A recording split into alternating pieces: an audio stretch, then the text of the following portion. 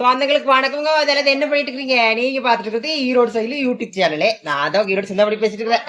அவர் பாத்துட்டீங்கன்னா பிங்கி என்ன பண்ணிட்டு இருந்தாங்கிறத இப்ப ஒரு வீடியோ எடுத்துக்கிறேன். அதை இதுல போஸ்ட் பண்றேன். பார்த்து தெரிஞ்சுக்கோங்க. இங்க பாருங்க பிங்கி என்ன பண்றாங்கிறத காட்டுறேன்.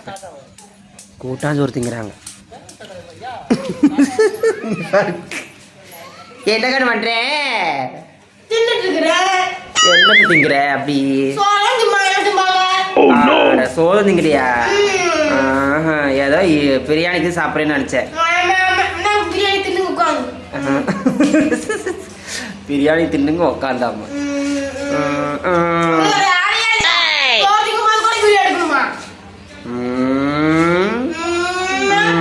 சரி கண்ணு, நீ ரொம்ப போர்ஸா இருக்க.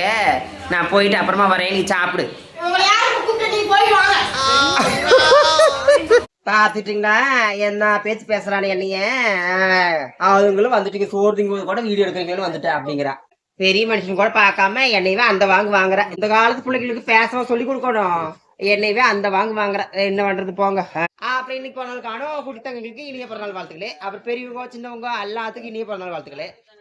இன்னைக்கு திருமணம் காணுவாங்க இல்லையா, எல்லாத்துக்கும் இனிய திருமணம் வாழ்த்துக்களே. மானம் பாத்தீங்கன்னா இருண்டுட்டு நிக்குது. அப்படி அதாவது பெரிய ஒரு அப்பளம் இருக்கு பாத்தீங்களா, பெரிய ஒரு அப்பளத்தை பொறிச்சு தட்டுல வச்சு தட்டையே மறைச்சிடும். அந்த மாதிரி நம்ம ஊரையே மறைச்ச மாதிரி கிடக்குது. அப்படி மேகமூட்டமா கிடக்குது. எப்படி எத்தனை மழை வந்து ஊத்த போக தெரியல இன்னைக்கு ரோட்ல. அப்புறம் வந்து எனக்கு எங்க வேலையும் இல்லை. இன்னைக்கு வந்து லைவ் தான் போடணும். அதனால வந்து ஒரு பத்து ஓர்ந்து போட்டு வந்துடுறேன். நீங்களும் ரெடியா வந்துருங்க. சரிதான் நான் சொல்றது. எல்லாத்துக்கும் இந்த நாள் இனிமேல் நாட்டு சொல்லி போட்டு உங்கள் ஈரோடு சிந்தாமணி நண்பர் வாழ்த்துக்களை போட்டுக்கிட்டு போயிட்டு சிந்தாமணி ஏண்டி பந்தாமணி